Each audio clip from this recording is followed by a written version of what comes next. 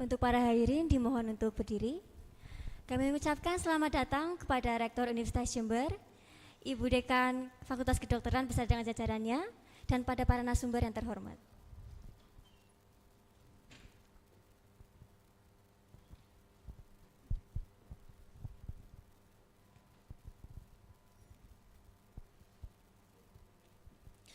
Kepada seluruh hadirin dimohon untuk duduk kembali.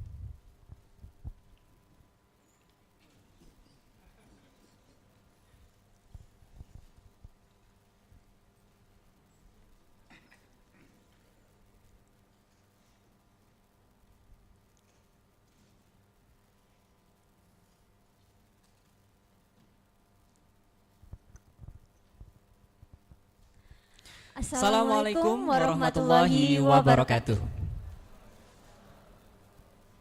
Selamat pagi dan salam sejahtera. Shalom, Om Swastiastu, Namo Buddhaya, salam kebajikan, salam agromedis. The Honorable Dr. Insinyur Iwan Taruna, Magister Engineering, Insinyur Profesional Madya as the Rector, University of Jember. The Honorable Dr. Ulfa Elvia, Master of Health, Plastic Surgery Aesthetic and Reconstruction Specialist, Burns and Wound Subspecialist Consultant as the Dean of Faculty of Medicine, University of Jember. And welcome to our distinguished speakers, Professor Megumi Yamamoto, Doctor of Philosophy from Department of Environment and Public Health from National Institute for Minamata Disease, Japan. Dr. Mufliha Munira, Magister Science, Doctor of Philosophy from Department Physiology, Faculty of Medicine, Diponegoro University. And Dr. Ancas Cesarina Novi Marsyanti, Doctor of Philosophy from Department of Public Health, Faculty of Medicine, University of Jember, who has been kindly present with us today. And the Deans, the Head of Working Unit, and representative faculties of University of Jember, our treasured lecturers, staff, student of Faculty of Medicine, University of Jember. Also, all participants and audience who have joined here in the venue and via Zoom meeting. And we inform you that this conference is broadcasting live in our YouTube channel, TV Agromedicine. Good morning and welcome to today's event, International Seminar, Heavy Metal Contamination, a crucial health issue in agromedicine. Well, ladies and gentlemen, let us introduce ourselves. My name is Fati Rosdiana. My name is Muhammad Rijal, as the Master of Ceremony in this event. Before we start, we want to inform you that keep your phone on silent mode during the seminars.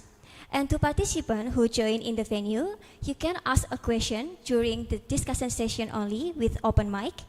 And for the participant in the Zoom meeting, you can ask a question anytime through the Zoom chat. We also want to inform that the submission form for e-certificate will be provided in the end of seminars. The first agenda is opening with Indonesia National Anthem and followed by University of Jember hymn. Ladies and gentlemen, please stand up.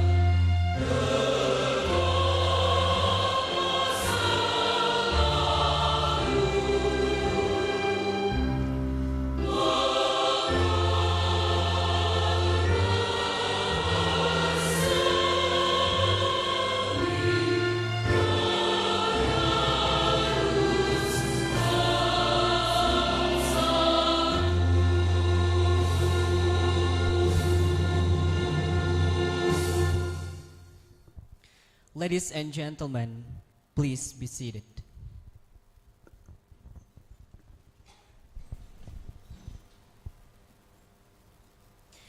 Now we go to the next agenda. We will listen to the opening remarks by Dr. Ulfa Elvia, Master of Health, Plastic Surgery, Aesthetic and Reconstruction Specialist, Burn and Wound Subspecialist Consultant, as Dean Faculty of Medicine, University of Jember. For Dr. Ulfa, the time is yours.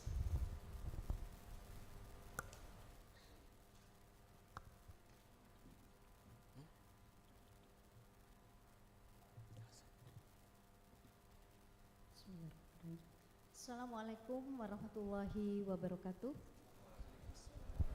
Good morning. The Honorable Rector of University Jember, Dr. Insinyur Iwan Tarumna, Master Engineering IPM, Mr. Megumi Yamamoto, PhD from National Institute for Minamata Disease, Japan, Dr. Muflihatul Munirah, MSc, PhD from Faculty of Medicine, University of Diponegoro, and Vice Dean 1, 2, and 3 of Faculty of Medicine, University of Jember, and all distinguished guests.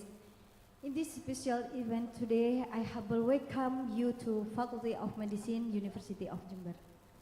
Our faculty is aiming to be the center of Agromedicine in the Southeast Asia.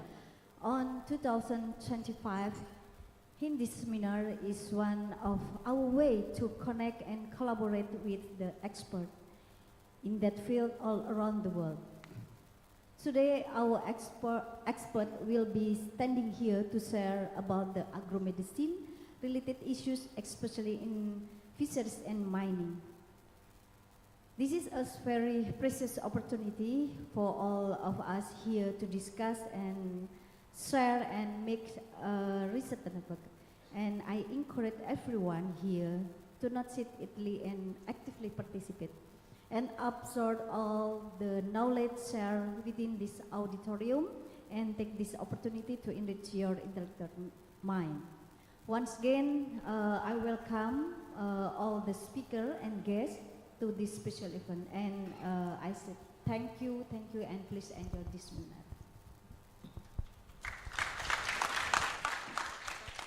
Thank you so much, Dr. Ulfa, for the amazing speech. Next, we would like to invite the Rector of University of Jember, Mr. Dr. Insinyur Iwan Taruna, Master of Engineering, to deliver the speech and officially opening this seminar. For Mr. Iwan, the time is yours.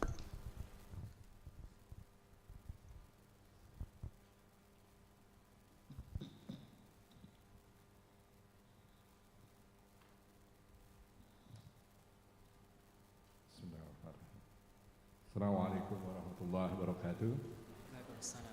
Very good morning to everyone, the Honorable Dean, Vice Dean, distinguished guests, speakers, my dear colleagues, students, ladies and gentlemen. Alhamdulillah, I think due to the blessing and mercy of the God, Allah Subhanahu wa Ta'ala, we can be here in very good health to take part and participate, as mentioned by the Dean, in the international seminars on heavy metals, I think contamination as a crucial health issues in agromedicine. On behalf of University of Jember, it is my pleasure and honor to welcome you to this seminar that organized by the Faculty of Medical, University of Jember.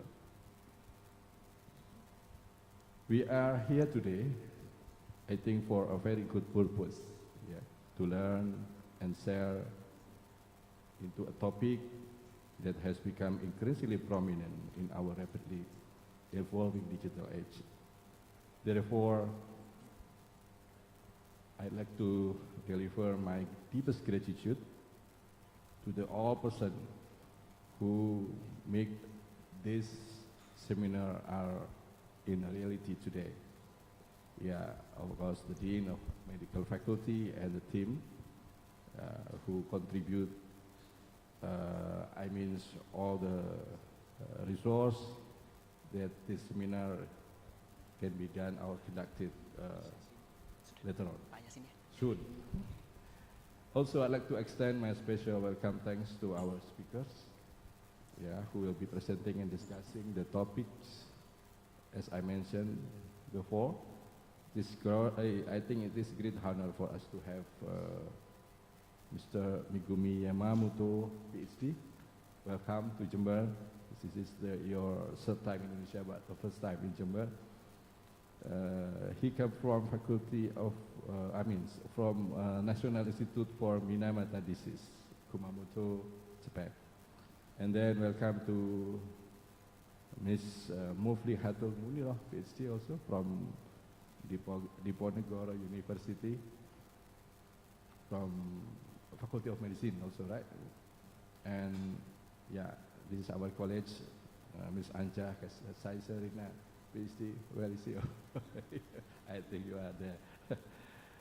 From Faculty of Medicine, University of Jember. I hope you all enjoy the exciting speakers to come. Ladies and gentlemen, dear students, we are not aware that heavy metals contamination poses a crucial health issue. Exposure to metals like lead, anything pollutant. When this is contaminated to food and water, can have several health consequences. So, actually, this is not problem for the medical faculty only, because this is also a problem, concern from other, faculty or study program like agriculture, soil science and anything. So, I think mitigating heavy metal contamination in agriculture, that also becoming the concern of our, all the study program in University of Jember, as we have a vision that we are becoming excellent university in terms of science, technology, and art, that we have insight or based on the industrial agriculture. So concerning about the heavy metal in agriculture, pollution in agriculture area now becoming our concern, all the study program in University of Jember. So overall, a holistic approach that combines responsible industrial practices, sustainable agriculture, and effective soil management actually is a key to overcoming heavy metal contamination in agriculture that right now becoming our concern. So I hope today we will talk about this in perspective of health issue. So I hope we will have a nice, good, very exciting discussion. So by saying Bismillahirrahmanirrahim, let this international seminar begin. Thank you. I wish you have a very productive seminar with exciting and encouraging discussion and exchange of knowledge. Thank you. Akhirul kalam. Wassalamualaikum warahmatullahi wabarakatuh. Thank you so much, Mr. Iwan Taruna, for the great speech and officially opening this event. Next, we would like to invite Mr. Yasin to lead the prayer. Mr. Yasin, the time is yours.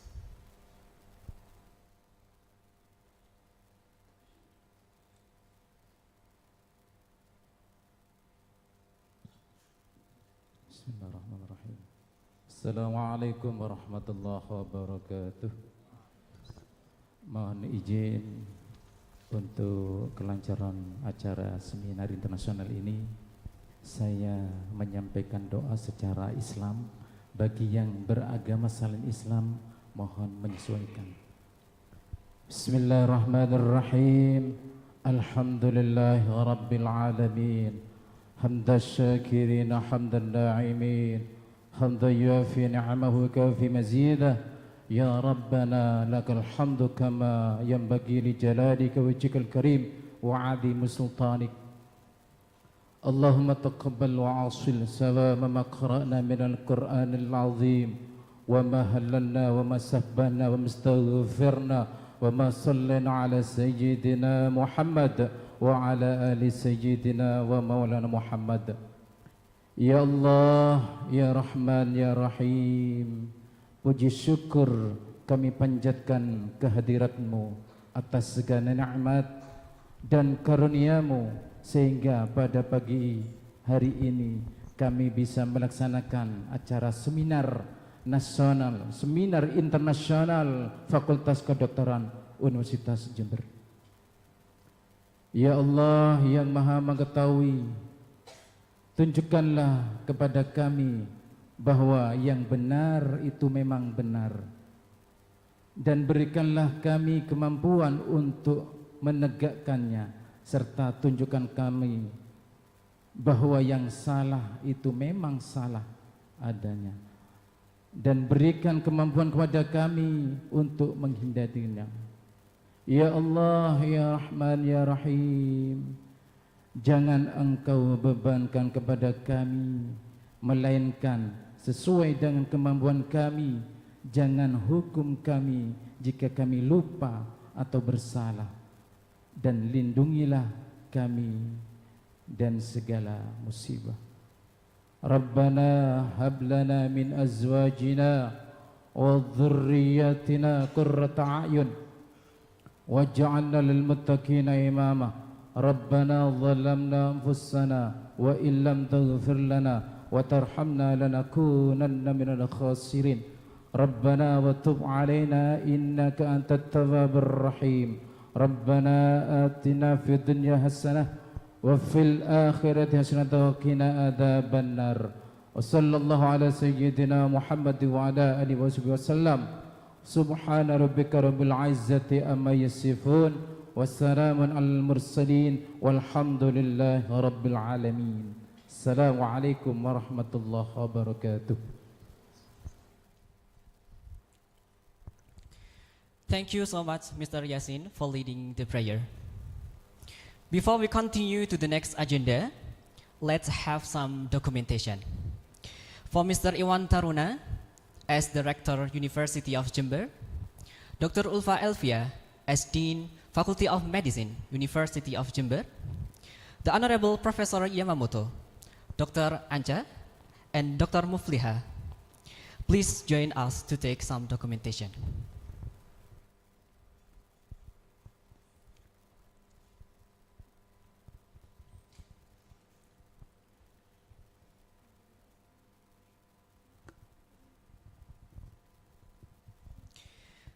Okay, documentation.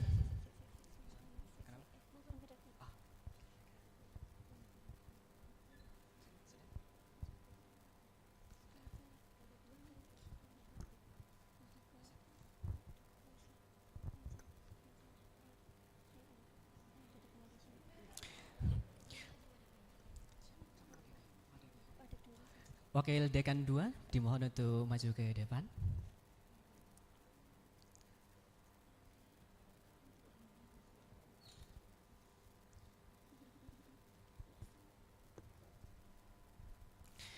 Okay, the documentation will be start in 3, 2, 1.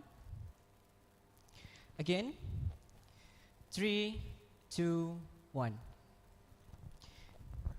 Once more time, we will take the documentation with all of the participants. For the all participants in this venue, please stand up.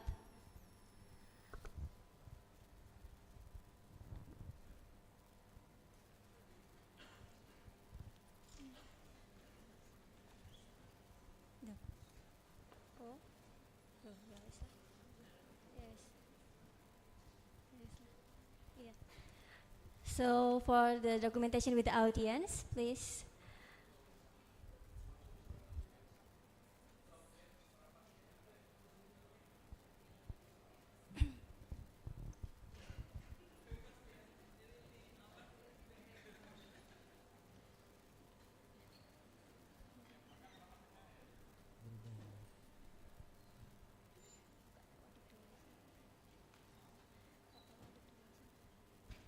Okay, the documentation will start in 3, 2, 1.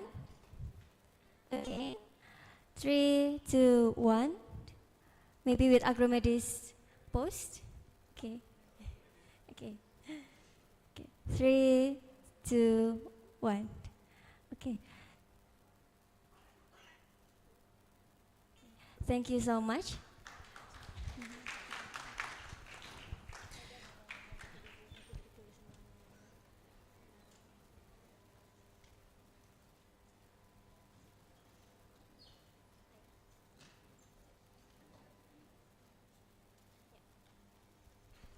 Well, ladies and gentlemen, the next agenda is the plenary lecture and discussion that will be divided into 3 sessions. The first session with Dr. Mufliha Muniro, Magister Science, Doctor of Philosophy as first speakers. For the second session with Dr. Anca Cesarina Novi Marcianti, Doctor of Philosophy. And the third session with Professor Megumi Yamamoto, Doctor of Philosophy. This plenary lecture will be guided by Dr. Inke Kusumastuti, Magister of Biomedicine and Psychiatrist Specialist, as the moderator. Dr. Inke Kusumastuti was finished her educational bachelor degree in the Gajah Mada University, and for the specialistic, finished in Udayana University.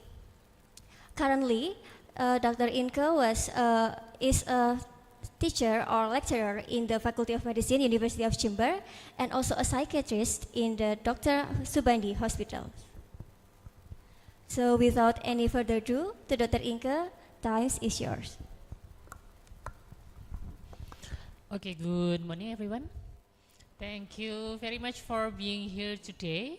And today I have been given the honor of being the moderator for this seminar, for this what I'm hoping very insightful seminar, because so before we start, so I would like to tell a bit of story from last night. So last night I got the chance to be able to be at the same table to have dinners with the speakers and our deans.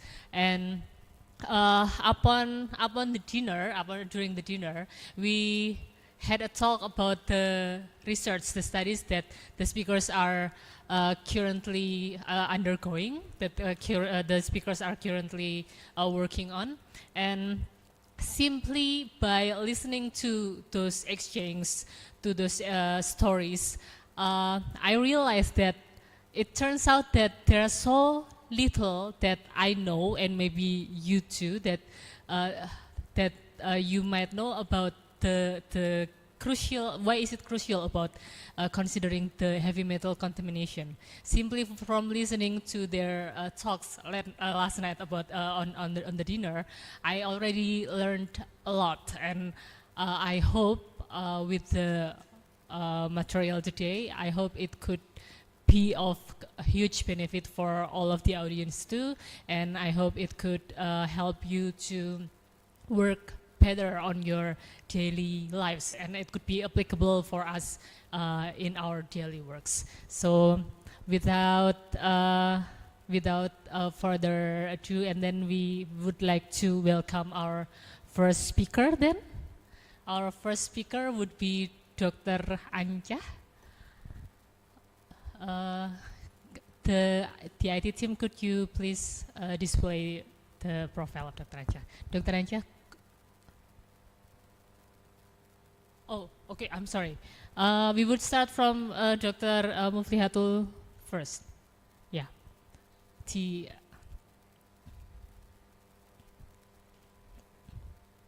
Yeah, so Dr. Muflihatul Muniro, Magister of Science, PhD, is currently an associate professor of the Department of Physiology, Faculty of Medicine, Universitas Diponegoro, and also the head of Office of International Affairs, Faculty of Medicine, Universitas Diponegoro, and then the Center of Clinical Toxicology and Environmental Health. Dr. Muflihatul is also a researcher in the Center for Biomedical Research, and editorial board member of several journals, and the vice president of Indonesian Society of Genetic Counselors. So very extensive experience, I suppose. And then Dr. Muflihatul graduated from the Universitas Diponegoro as a medical doctor, and then obtained the master in biomedical science in genetic counseling, and then also having some training in University Kebangsaan Malaysia and other education. And the research interests include cancer genetics, and then genetic population, and then environmental toxicology and physiology. And Dr. Muflihatul is also affiliated with several professional organizations. Please, Dr. Muflihatul, have your material.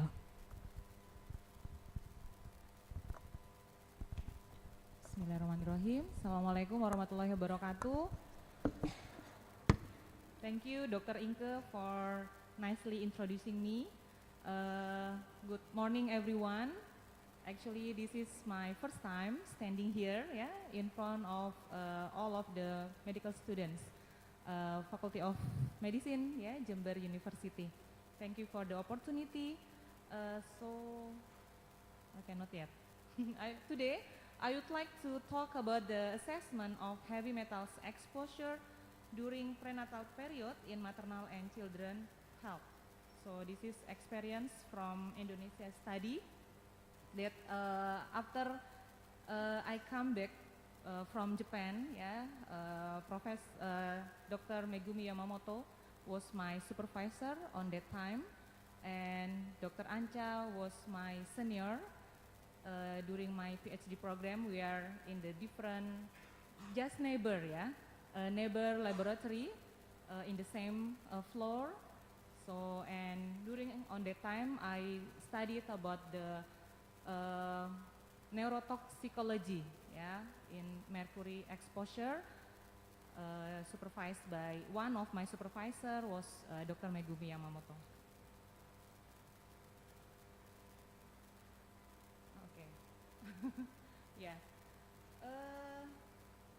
Because I want to show you some of my slides. Okay. So before starting talking about my topics, who already know about the mercury intoxication? No one. Okay, no one. Because Faculty of Medicine, University of Jember, is popular, the famous one for agromedicine, isn't it? So, and Dr. Ancha will talk about that. So for me, I will talk about the prenatal period exposure, of heavy metals, mercury heavy metals. So this is our university. I know that you already know, So this is our university, our Faculty of Medicine, our academical hospital, First is the Dr. Karyadi Hospital, and we have our own hospital, Diponegoro National Hospital. We also did all of the research in our university, in our faculty. We do in Central Laboratory, Faculty of Medicine, Diponegoro University. So it's located in Central Java, Everyone knows, but that I want to tell you about this picture is about the border of the Central Java. So it's the important point why we develop our study. Since I come back from Japan about 2017 and started from the 2018, we started doing this collaboration research with Kagoshima University and National Institute of Minamata Disease. Why? Because in Central Java, we are our university located in the Semarang, this one. So the border of the Central Java in the north and the south, it's Java Sea and Indian Ocean respectively. So this is the total area and the population in Indonesia, which is the third higher, the number of population in Indonesia.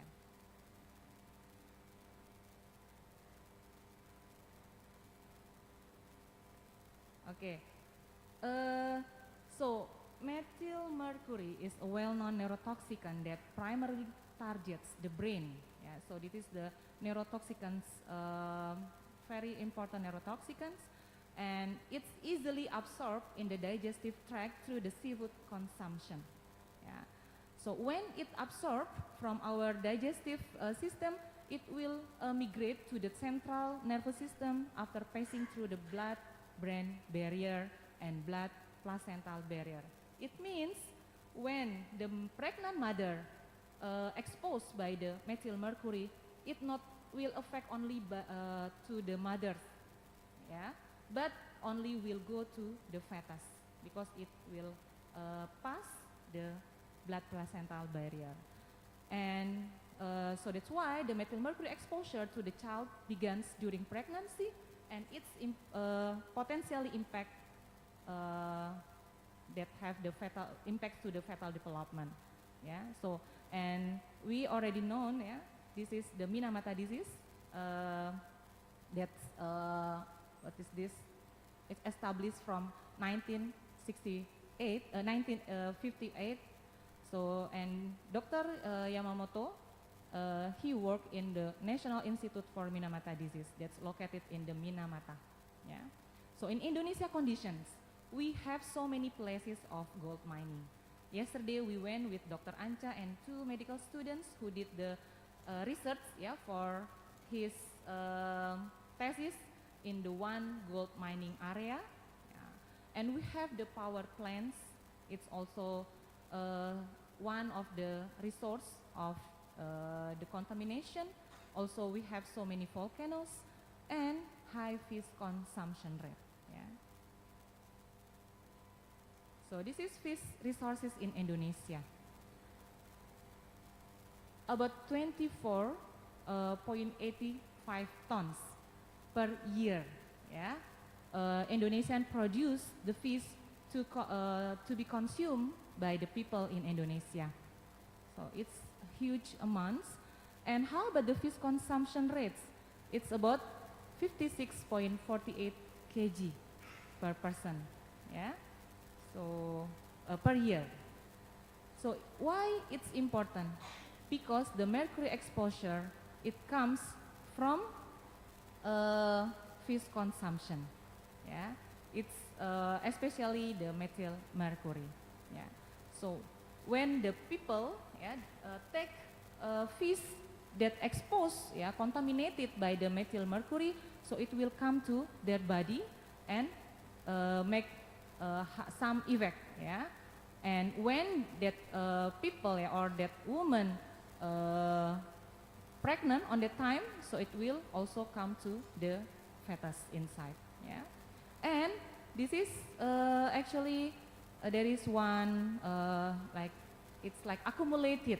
So when you eat the bigger fish, it means, yeah, the number of the contamination or mercury contents in that bigger fish is more higher than the small fish. So and then this one, yeah, actually methyl mercury is the mercury that methylated in the aquatic environment. It caused by the sediment bacteria, yeah, in the aquatic environment. So let's talk about this, yeah. Actually mercury has 3 types, yeah. First one is metallic mercury. This metallic mercury is liquid, easy to vaporize, yeah, and has been used for clinical equipment, fluorescence lamp, yeah, also in artisanal small scale gold mining operation. So that we observed yesterday, it's metallic mercury that used by the gold mining workers. And the second one is the inorganic mercury. Yeah. Inorganic mercury includes mercury oxide, yeah, mercuric sulfide that has been used as pigment cinnabar and as a germicide since ancient times. And the last or the third type of mercury, it's organic mercury. We call it methyl mercury. So it's naturally generated from inorganic mercury that I told in the previous slide, by the certain bacteria in the water environment and accumulates in fish and mammals through the food web. So we focus on the methyl mercury exposure. Why? Because the pathway or the pathway of the contamination that we assume in our study, it's from fish consumption. So why? Because methyl mercury is the only organic mercury produced in the nature. So what's the effect of the mercury contamination? Yeah, we can see in all of our body part. Yeah. So for example, like methyl mercury, it will be affect in our brain. So we can see, for example, when it attach our skin, it will have the skin problem. If it comes to our eyes, it will have the eyes problem. Yeah, even like some glaucoma and others problem also, even in the ear also. Yeah, like some problem in the auditory. So to improve the quality of life, we should do some prevention management to do the early management. Okay. So this is some of the what is this pathway? Yeah. We think about the cytokine inflammatory that happens during the pregnancy when the mother exposed by the mercury, and it will induce the oxidative stress level, stimulate the toxic effects in the nervous system, cardiovascular, kidney, skin, and in the prenatal exposure, of course, it will affect on the mothers and fetus, both of them. So actually, to prevent pregnant women from being exposed to high mercury levels, the Environmental Protection Agency, EPA, Japanese government, the US Food and Drug Administration, FDA, they already report the types of fish to avoid during pregnancy, such as bottlenose dolphin, king mackerels, marlin, orange roguey, shark, swordfish, tilefish, and tuna big eye. And there is a tolerable weekly intake of mercury, 0.3 milligram, that should be give attention for this, and the upper limit of 2.8 microgram per gram of the hair mercury level in the mother as a tolerable intake for mothers considering the effects on the fetus. So another recommendation, it is from the US EPA. Its hair mercury level 1.1. So this is our studies area. We did in the two locations. One is in the Semarang, because we also in the north border we face the Java Sea, also Jepara also, but Jepara is more close to the sea, it's coastal area. And then we focus on prenatal exposure to mercury through fish consumption. So that's why our subjects were pregnant mother, and we do the cohort study to continue doing the follow-up for the child growth and development. So this is our first publication, the first exposure assessment of mercury levels in hair among pregnant women and its effects on birth weight and length in Semarang, Central Java. So it's published on 2022. So this is our studies location, in the Semarang first. It is like our preliminary project. We divided the Semarang area as a lowland and the highland, depend on the magnitude of the area. And the subjects that participate on our first studies, about 118, it is the last number after some exclusion criteria, 70 from the lowland and 48 from the highland. So it means lowland, it's close to the sea, yeah, close to the Java Sea. When we see the result, yeah, this is when we compare the mercury level, yeah, the hair mercury level of the pregnant mother, we got that the low land has the higher level of mercury if compared with the highland, yeah. And significantly high fish intake in the woman living in the lowlands area. Of course, yeah, it's like a logic reason. Why? Because the fish, it's much more easy to get, yeah, in the lowland rather than the mother who live in the highland. And this is the distribution of like log 10 mercury levels and fish consumption in the pregnant mothers, slightly high, yeah. And we did some univariate regression analysis for the birth and weight, birth length and weight of the babies. We found the significantly correlation, yeah, with the mother's body weight at the survey and before the pregnancy, and also mother's body mass index before pregnancy and gestational age. And we found that mother's hair's mercury does not correlate, yeah, but tends in negative effect on birth length of the baby. And the result of multivariate analysis for birth length and weight of the babies, yeah, so the birth weight was significantly correlated with the mother's BMI before pregnancy and gestational age as well. And mother hair mercury does not correlate but tends in negative effect, yeah, on birth length. So this is the conclusion, yeah. In Semarang, the hair mercury level of the pregnant mother is low, yeah. It's less than 1.1 or 2.8, yeah, depend on the recommendation USCPA or Japan recommendation. But we can see that lowland has the high level of mercury if compared with the highland, yeah. And we found no association actually between the maternal hair mercury level and infant birth weight and length in Semarang. It's logic because the level of the mercury in the hair of the mother is low, yeah. And then we go to the Jepara coastal area. We did this is one of the study, yeah, association between prenatal mercury exposure with birth outcome and growth development of the child, a cohort study in Jepara, Central Java, Indonesia. The first author actually our college that now still doing the PhD in Kagoshima University, Dr. Saiful Bakri. So this is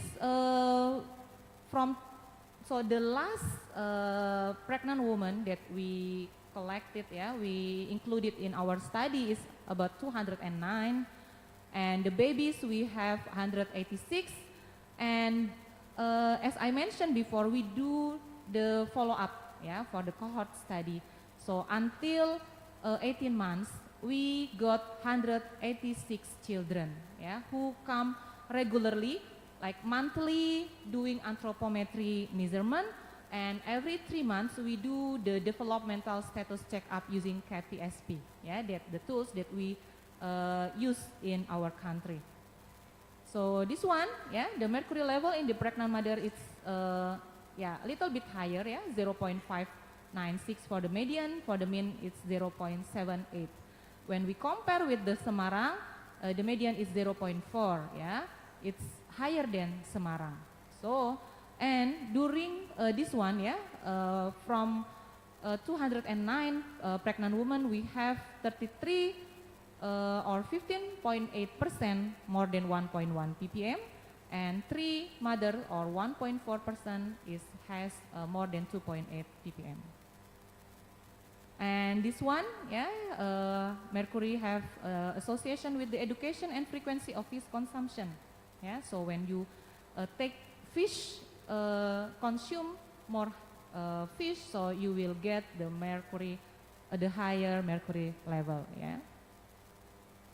So and then there is a correlation between mercury in the hair of mothers with the children developmental status.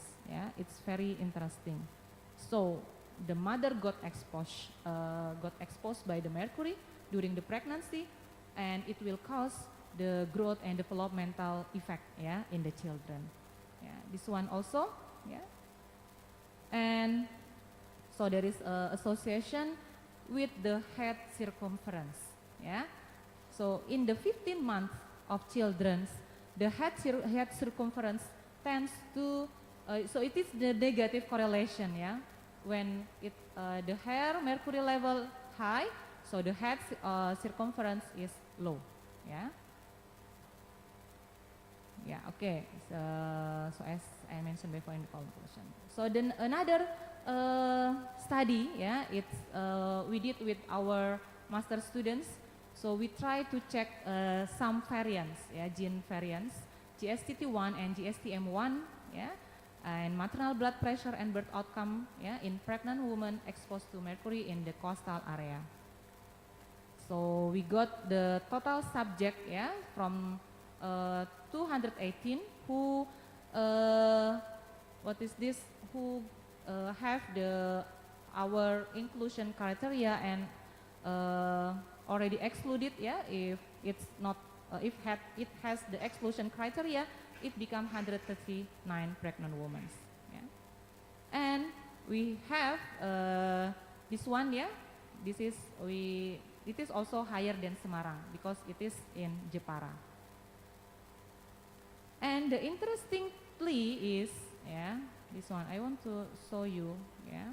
So 5% out of the 12.9% of the subject with high hair mercury level had a homozygous deletion of GSTT1 gene, yeah.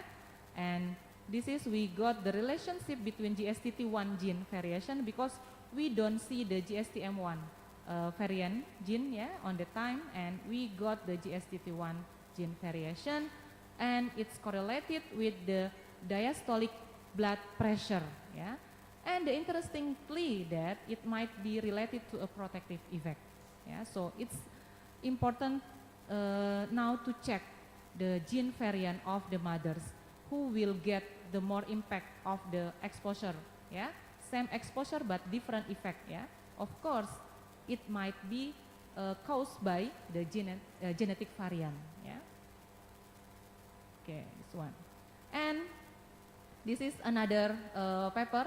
So we think why the coastal area in Jepara have more higher of mercury level. So we check, yeah, we do the assessment of heavy metals exposure and the risk of target hazard question from the seafood consumption, yeah, among the pregnant women on that area. So we collected the fish, yeah, not only fish actually, so marine species and also freshwater fish from 7 different fish shelters located in the Jepara, and we got to see that the marine species show higher level of all heavy metals than freshwater fish. We checked 5 heavy metals, yeah, not only mercury but also arsenic, cadmium, lead, yeah, and tin, yeah. And okay, let's see this one, yeah. So we on that place the anemic pregnant woman is high, yeah, on that time. So we check the blood hemoglobin and also actually the random blood glucose also, but we found the correlation between the hair mercury level, not mercury level, yeah, the daily intake of heavy metals that we call it as DIM in anemia status, yeah, hemoglobin levels. So especially for the mercury and arsenic, yeah, it's a big question now from which contamination they got this exposure. Jepara, they have 2 power plants, yeah. It's in the north, yeah, in the north area. When we check also, yeah, the difference between the north and south, the difference of the mercury level, yeah. And in the south, they have so many furniture company, yeah, because Jepara is one of the most famous, yeah, for the furniture from the jati wood, yeah. So we got this one, and even for the THQ also, we got the association, yeah, the significance of the mercury and arsenic, yeah. So, and we do the multivariate analysis, we still get, so the THQ, yeah, of the mercury and arsenic, it's still significant with the covariates of the gestational age and mother age. So this is the conclusion, yeah, of the previous study. The increase of DIM, the daily intake of heavy metals, yeah, especially for the mercury and arsenic, significantly reduce the hemoglobin level, yeah, after adjusting for the effect of age, gestational age, and BMI. And these findings suggest that pregnant women in this coastal may be exposed to high concentration of these heavy metals. So this is the last slide. Yeah. So that's why the take-home message, yeah, that I would like to share with all of the audience today, exposure of heavy metals during the prenatal period, it's important to assess, yeah, because why? Yeah, it will affect, yeah, to the mothers as well as to the fetus, and of course we cannot ignore the genetic and epigenetic variation also, yeah. So that's why the assessment during prenatal period is necessary to protect both mothers and fetus. Okay, that's all. Yeah, so we have this center in our faculty, Center of Clinical Toxicology and Environmental Health. Yeah, we call it CCTH in our faculty, that focus, yeah, to establish this type of the study. And thank you very much. I would like to thank, yeah, our collaborators, Professor Chihaya Koriyama from Department of Epidemiology and Preventive Medicine, Kagoshima University, Japan, and also our our supervisor here, yeah, Dr. Megumi Yamamoto, Department of Environment and Public Health, National Institute for Minamata Disease, Minamata, Japan. I hope, yeah, we hope that later on we can put Faculty of Medicine Jember University is one of our collaborators for this heavy metal study. That's all. Thank you. Arigatou gozaimashita. Terima kasih. Assalamualaikum warahmatullahi wabarakatuh. Waalaikumsalam warahmatullahi wabarakatuh. Thank you very much, Dr. Mufliatul. Exactly 25 minutes. Okay, we'll definitely be very honored to be able to collaborate for the research. And yeah, as what we have heard earlier, it's really insightful for the presentation. So we learned that contaminations could happen not only from exposure from food, but also from the products around us, including like the seemingly benign products such as this furnitures. Maybe we need to take care of that as well. And then we also learned that what the contaminants that we might need to be concerned for is not simply mercury, but also there are other heavy metals as well, and we need to take care of that as well, because especially in the pregnant woman, because it might affect the child, and if it affects the child, the effect could last for a lifetime, and it could reduce not only the physical ability of the children, but also the developmental ability, and it might significantly impact one's life. Thank you, Dr. Mufliatul, for the really insightful presentation. Next, I would like to invite our next speakers, Dr. Anja. Yeah, please, Dr. Anja. The IT team, please help the presentation.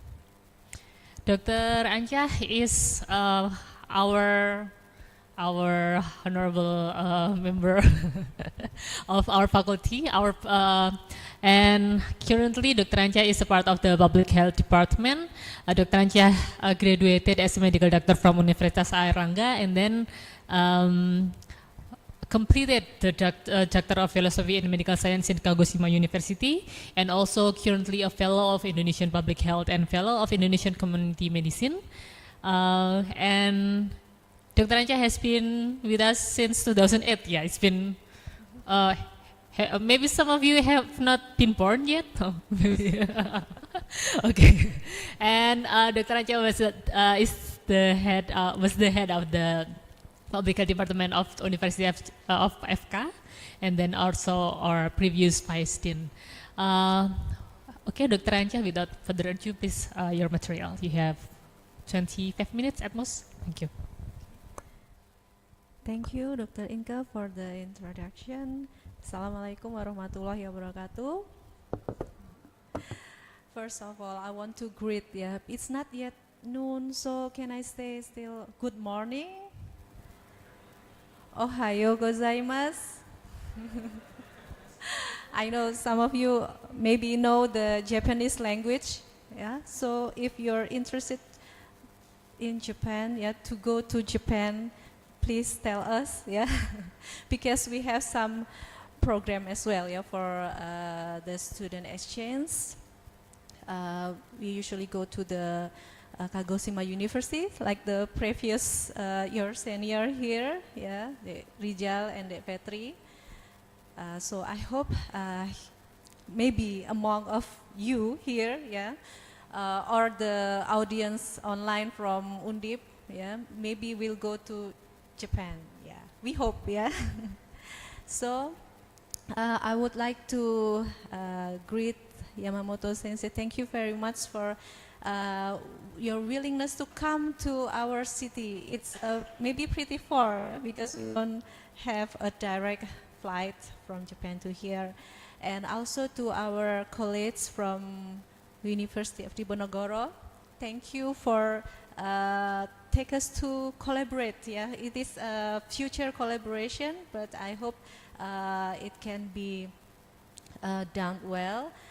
And actually, I don't know why they asked me also to speak here, because this is still early for me, for us in University of Jember to conduct the research. So maybe I only have a little data, not like Miss Mufliha, that's already doing the research since 2018 maybe.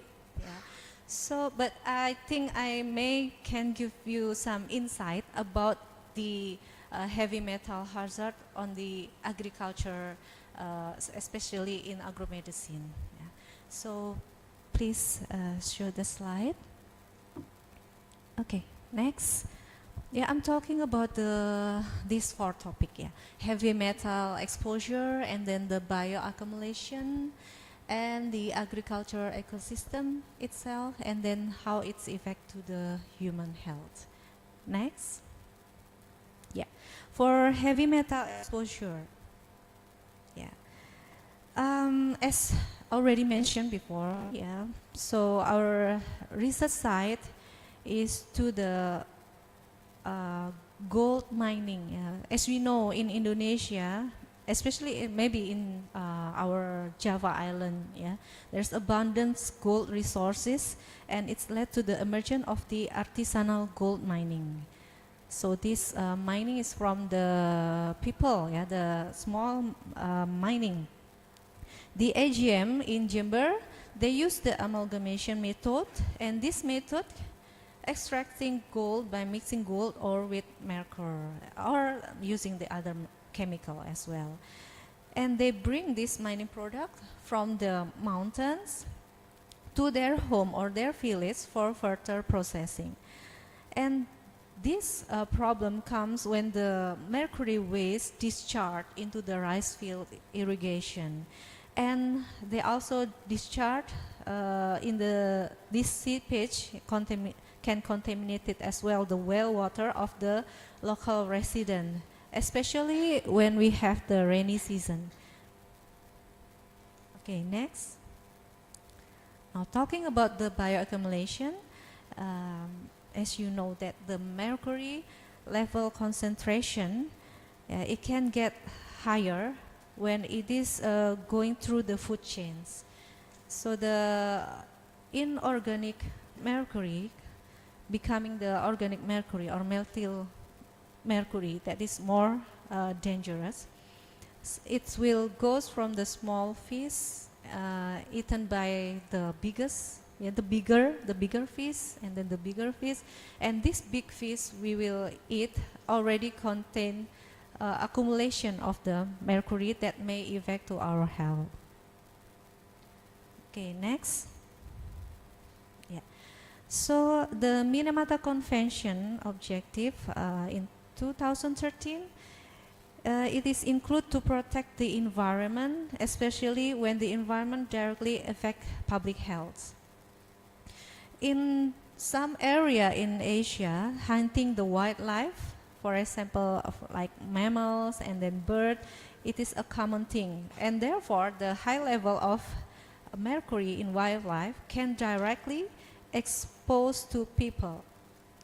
So where the animal confined to specific area and then they consume all their diet from that area, they can be used as the bioindicators of the environmental risk for people in contaminated area.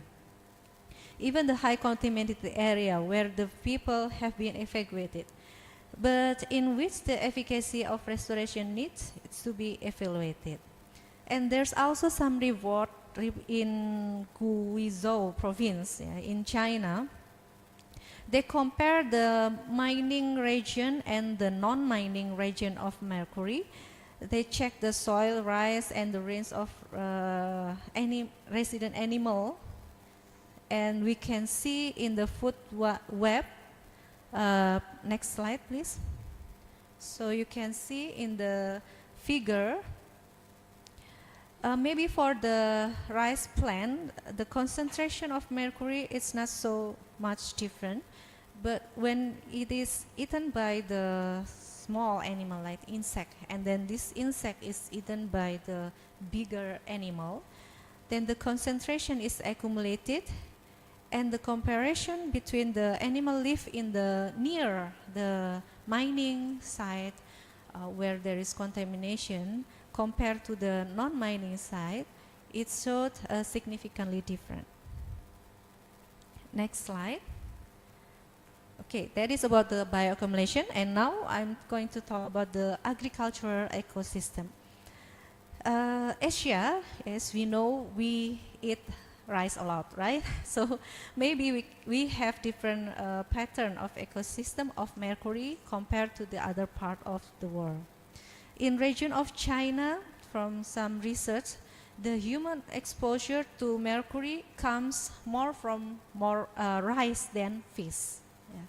Because especially in the mainland of China, because they are far from the sea, the mercury concentration in fish in China relatively low because perhaps due to the prevalence of farm fish of short lifespan and then the low trophic level and high fishing intensity on wild fish.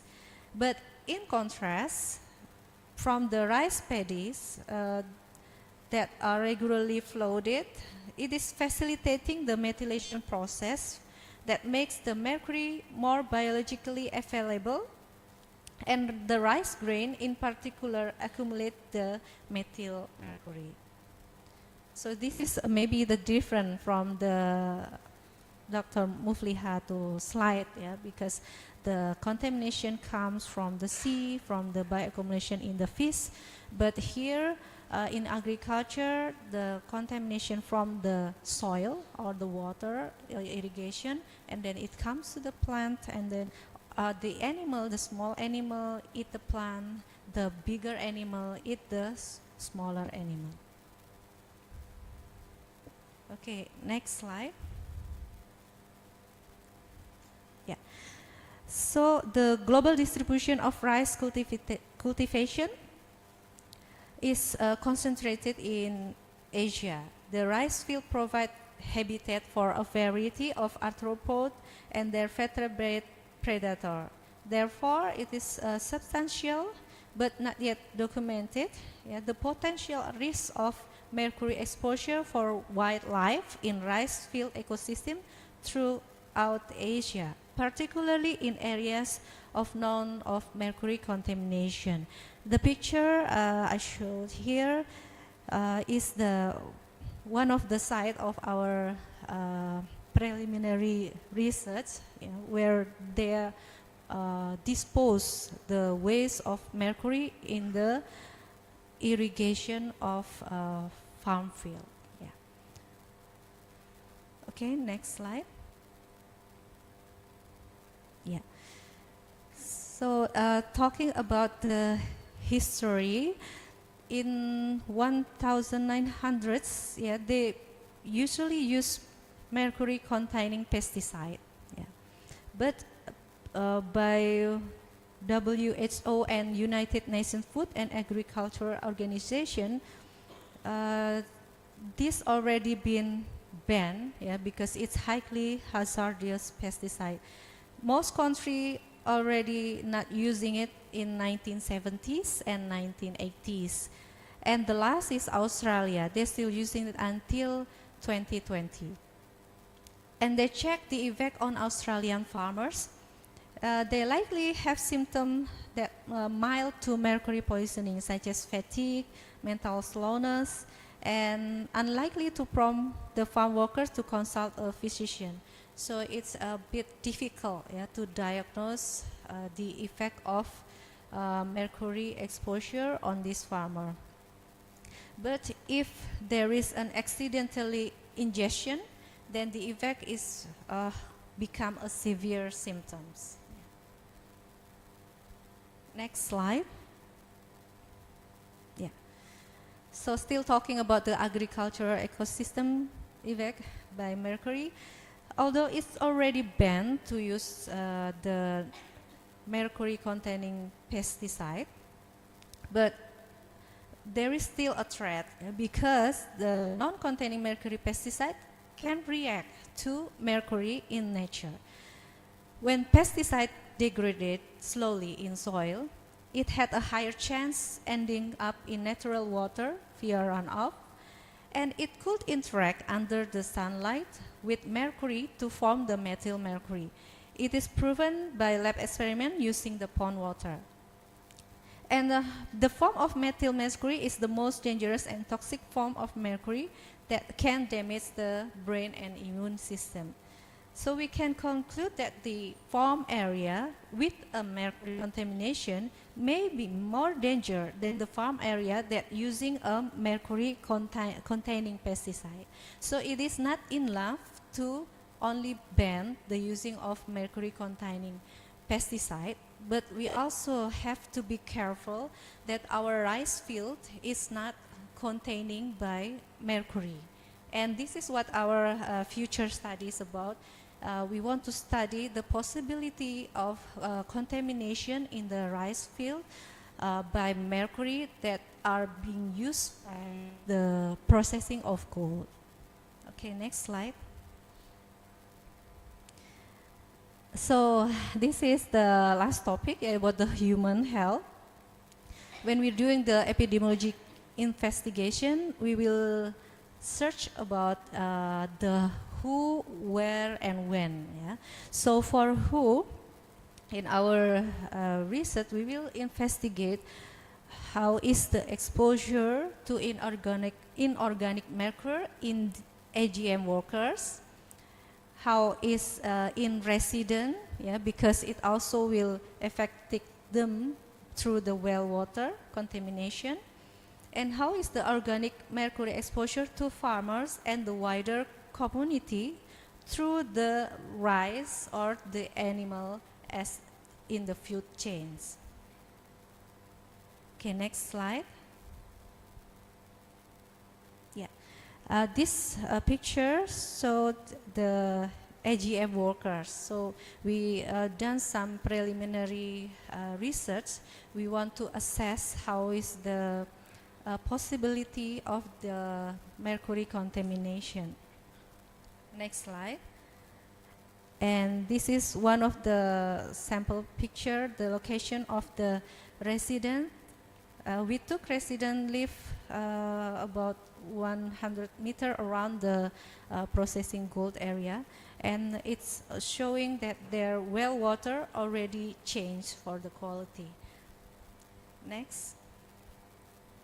Yeah, and this is the farm field, yeah, the area around the gold mining processing. We also took some sample. And next, yeah, for the question where, yeah. Okay, next slide. For the question where, the place is in the around the processing gold that using the mercury within 100 meter. And for the question when, they said they have been operated the AGM. It's different from each area, but the place that we visit is about 2 years. And next. So from the evac itself, because mercury is a neurotoxin, of course it can be affecting to our health, but it's also depend on several factors. Yeah, for example, about the form of the mercury itself, the methyl mercury is more dangerous, and then depend on the amount of the mercury, depend on the age of the person. For the unborn infants and then for children, it is also getting more dangerous. Depends also on how long the exposure lasts, and depend on the how the person is exposed or the pathway. So it can be through vaporized mercury by breathing, and then also by eating or contact in skin. And it also depends on the health of the person exposed. So the effect of mercury exposure, it may be severe, subtle, or may not occur at all, depending on the factors. Okay, next slide. Yeah. So the methyl mercury or the organic poisoning, it can give some effect also, such as loss of peripheral vision, pins and needles feeling, and then lack of coordination of movement, impairment of speech, hearing, walking, and even the muscle weakness. Yeah. Next slide. And also with the metallic mercury, it can go through our body by inhale because it's vapor. Then the symptom, it can show tremors, emotional changes, insomnia, neuromuscular changes, headaches, disturbance in sensation, and then changes in nerve response, poor performance on tests of mental function, and higher exposure may also cause the kidney effect, respiratory failure, and death. So according to that, we will check on our respondent. Yeah. If our respondent workers, of course, we will search a symptom according to the vapor pathway, but by air. But if our respondent is resident, we might think of they can contact by their skin because it's comes from water, or maybe they also consume the water, so it may be by ingestion as well. Okay, next slide. So both inorganic and organic mercury can be also absorbed through the gastrointestinal tract, and it also can dangerous, yeah, for our health. Some of the residents in our research site, they show itchy symptoms. So probably it's because of skin rashes, yeah, because of the dermatitis contact. They can also give effect like such as mood swing, memory loss, mental disturbance, and also the muscle weakness. Yeah.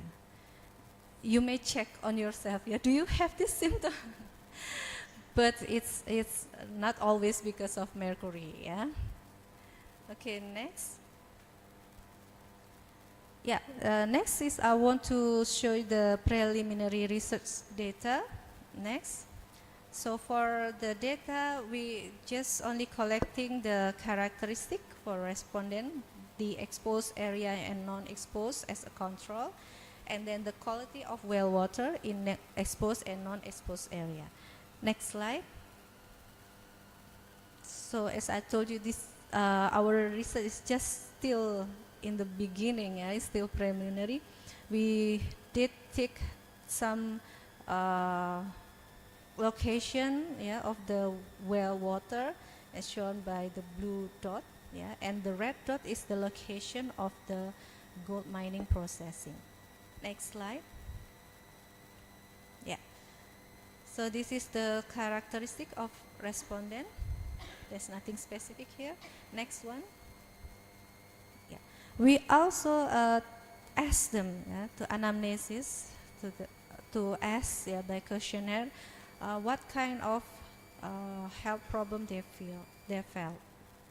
And as we can see that in exposed area, they have symptom of itchy paresthesia, and then they say that they taste metallic, yeah, metallic taste in the water, yeah.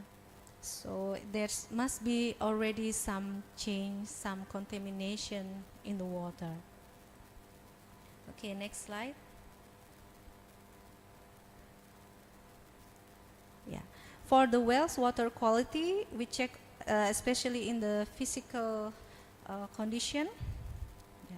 And when we check the exposed well water, it showed that some parameters is already changing, and it is not as suggested standard. Yeah, for example, for the conductivity, it is already more than 1,000 microsecond, and then for the dissolved oxygen and salinity, and also the total dissolved solvent. Yeah. So it's they say, yeah, the odor, the taste and color, most of them say that there is already changing, yeah, especially when it's come to the rainy season, yeah, because as we know, in rainy season the dissipate of the mercury disposal from the gold processing, it will go down to earth easier, yeah.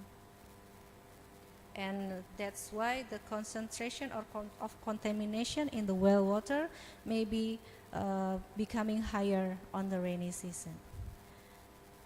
And next slide. Yeah.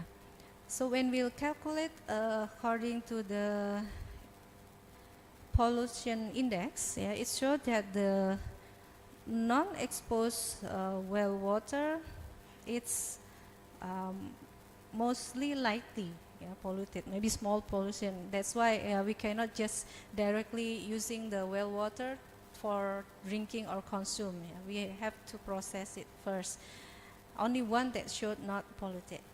But in the exposed area, it showed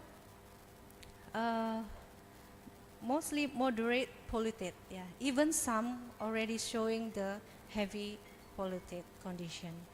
So from this point of view, we want to explore more on this condition, and we want to make the resident aware of their health, yeah?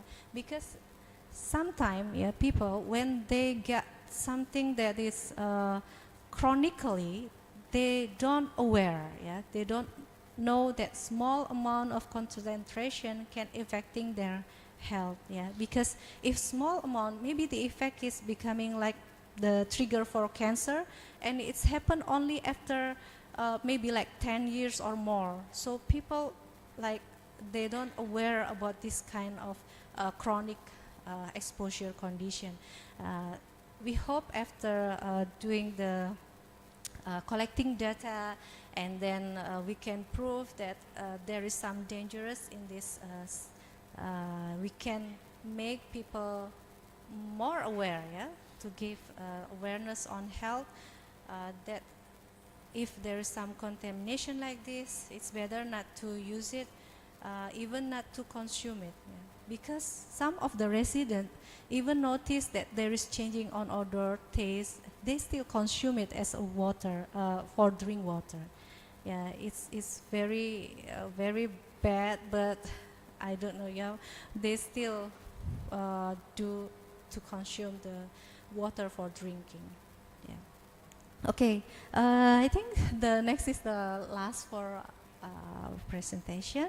Thank you very much for listening, and please contact me if you notice some symptom, yeah, maybe from mercury contamination, or maybe you know some area that's still using mercury in gold processing. Okay, thank you very much. Assalamualaikum warahmatullahi. Yeah, give a big applause. Thank you very much, Dr. Anja, for the, again, insightful presentation. And here we take, yeah, please, Professor Yamamoto. We take another insight that contamination not only happen through direct contamination in food or from consuming, from taking it to our body, but we also but there is also possibility from environment, even from the water. And then Dr. Anja also highlighted that there are multiple pathways in our body that that mercury might affect us, and that's why the symptoms may be really vary, and we should be aware of that as well. Okay, next we will listen to the last presenters. Professor Megumi Yamamoto, PhD, is the visiting professor of the Graduate School of Science and Engineering in Kagoshima, and then also a collaborative professor from the Graduate School of Environmental and Symbiotic Sciences, and then visiting research fellow in the Graduate School of Medical and Dental Sciences, Kagoshima University, and part-time lecturer, and also a member of Japanese Society for Hygiene, and is a hygiene expert, yeah. And then his areas of works including reinforcing exposure assessment system for high-risk groups for methyl mercury exposure, and mercury exposure assessment and technology transfer in developing countries. Oh, this is really interesting because you can probably teach us a lot about technology in developing testing mercury. Okay, and Professor Yamamoto is also engaged in WHO collaborating center operations. Maybe, yeah, you can see further about his research later, and if you would like to contact and have a collaboration, you is it okay if we contact you directly? Yeah, that's very okay. So please, Mr. Yamamoto, to deliver your material. Thank you. Thank you very much for your introduction. I'm very happy to be here. So, hello everybody. My name is Megumi Yamamoto. I'm from National Institute for Minamata Disease, Japan. So, I'm a department director of International Affairs and Research, and also Environment Health Department. And our institute is, just a minute.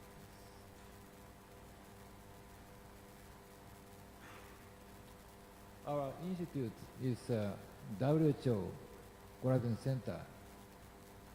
And today I'd like to talk about both research and also about WHO-CC collaboration.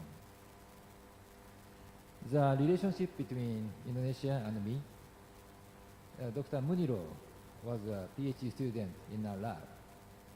So when she was a PhD student, I worked with her about the molecular cellular toxicology of methyl mercury, completely different project with her presentation. Because when she enters Kagoshima University, our teacher suddenly called me. New student was interested in neuroscience and molecular biology. Come to the lab. So think about her project. That's why I talked with her and I chose the methyl mercury caused inflammation at the time. I think she was very smart. So fortunately, she could publish a good paper, completely good timing, a good paper. And at that time, we did methyl mercury cause inflammation in astrocyte model cells. And then, after she get back from Japan to Indonesia, we continued to collaboration. After she got back from Indonesia, I invited a couple of times to NMD. And we continue to work about animal experiment. We published in the neurotoxicity research in mouse experiment. In this experiment, we did methyl mercury cause inflammation in mouse and protection by N-acetyl L-cysteine. This is a supplement, very safe, cheap, and WHO recommended drugs. And also, we published cellular toxicology inflammation system using another system, and we published this European Journal of Medical Research in macrophage cell line caused by methyl mercury in MIP2 expression. This is one of the inflammation marker.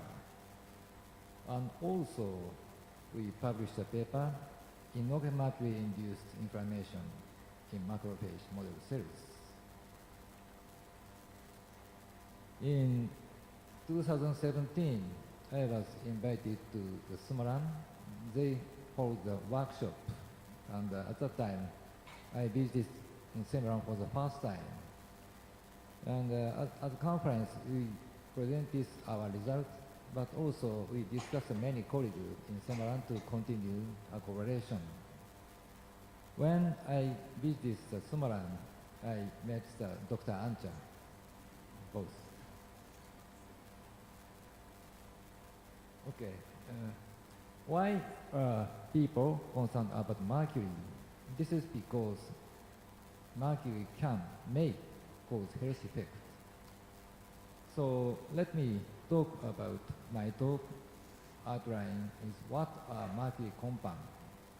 Methyl mercury poisoning, elemental mercury, this is same meaning, metallic mercury poisoning. And also, I'd like to talk about collaboration with WHO and UNEP. And I also talk about with you mercury-related problems in Indonesia. As Dr. Muniro and Dr. Ancha has already talked, mercury around us were divided all three groups: elemental mercury, metallic mercury, inorganic mercury, and organic mercury. These three groups. Probably you think mercury is always toxic, but depend on chemical forms, the toxicity is different. Metallic mercury is most difficult and most important exposure assessment is inhalation. It easily vaporized, so inhalation is most important. But they enter in the body, they converted the inorganic mercury, oxidized. And also, organic mercury containing methyl mercury is a neurotoxic. This can be transported to blood-brain barrier and blood-placenta barrier. And the target organ is central nervous system. So methyl mercury also converted to inorganic mercury in the body. Mercury compound exists in all environments. For example, in aquatic environment, elemental mercury converted to oxidized to inorganic mercury, and methylated in the presence of microorganisms, and then produce methyl mercury accumulated in the fish, and when we eat the fish, we may expose the methyl mercury. But please don't worry, because sometimes I talk about this. Some people, oh, I don't want to eat a fish, but don't worry. Depend on levels. Because usually, commonly, mercury concentration is not so high. That's why, but accumulation level is very important. So let me talk about the Minamata disease. Minamata disease is caused by methyl mercury poisoning contaminated by waste of chisel plant. But in this case, the level of methyl mercury is very, very high, extremely high compared to general levels. In severe cases, major symptoms include sensory disturbance, ataxia, concentration constriction of visual field, and auditory disorders. But this is very severe cases. Because when Minamata disease occurs, the fish contain more than 10 ppm. 10 ppm is microgram per gram concentration of fish.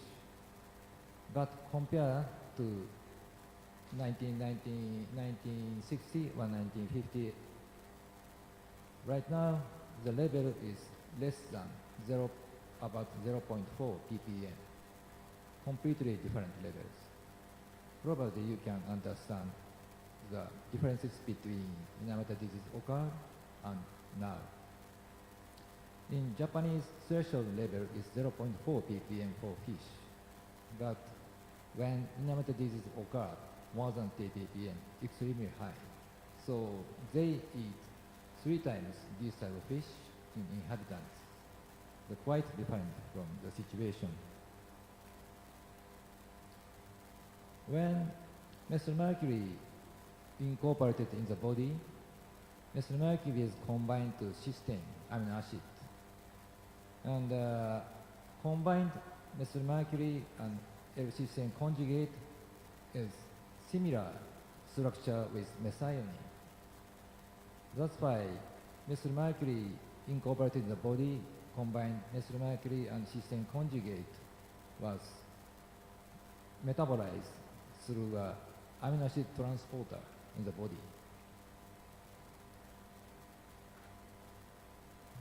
In adult cases, most severe cases of Minamata disease patients, they cause the brain injury in cerebrum. Cerebrum is the main target area in severe cases of adult cases. On the other hand, on fetal Minamata disease, they exposed in the body when she was in the mother, their brain injury exists whole area. Probably it may due to the cerebral sulcus and blood streams. It may be caused reason. In mature cases, they distribute this all over the brain. If you want to study about it, please download this WHO document, Children's Exposure to Mercury Compound. This is free download available. So if you want to study, please download it. And I was involved in summarize the toxicokinetic section in this document.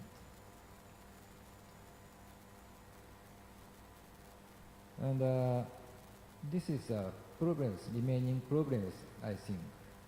So one of the biggest concern is biological effect of low concentration mercury exposure. And evaluation of next generation effect.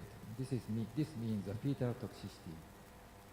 And also sensitivity factor in methyl mercury exposure. Because some people who exposed to methyl mercury, it showed a symptom, but some people was not. That's why some sensitive factor may affect the sensitivity.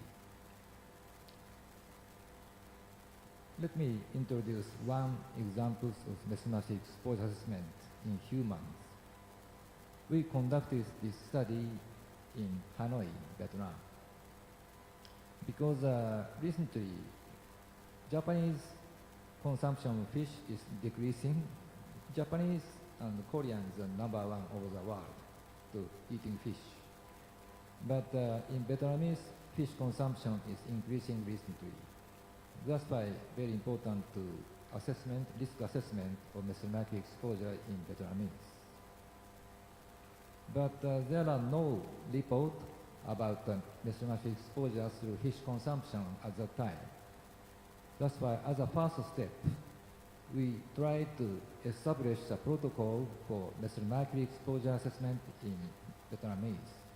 So target project is basal level of general population for adult. It's a first study. And I conducted this research with my graduate student from Vietnam.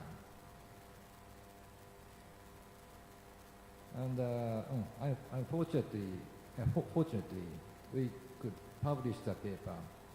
Here, mercury levels in relation to fish consumption among Vietnamese in Hanoi. This is the first study to investigate the association between hair mercury levels and fish consumption in Vietnam. And this is a correlation with Professor Chihara Koriyama also. This type of international collaboration, the local counterpart is very important. At that time, the local counterpart was Dr. Du Hien, who was a former graduate student in our lab. And when she moved back to Vietnam, she is right now the head of National Hospital of Dermatology and Gynecology right now. So I asked her to support with our collaboration. But I am surprised that 42 degrees centigrade in Hanoi may be similar with Indonesia. So when I went to the first time in the winter, so opposite. So I'm very, very surprised. But unfortunately, we have good result. We finished this project. We moved to the next project. So this is WHO and UNEP report, and this document is also free download available and very useful document. And this document mentions that we have to focusing on sensitive and exposed higher level people, especially fetus, newborn, and children is the most susceptible population. That's why it should be focused on this population. Then we continue to this work with Vietnamese, but unfortunately COVID-19 spread.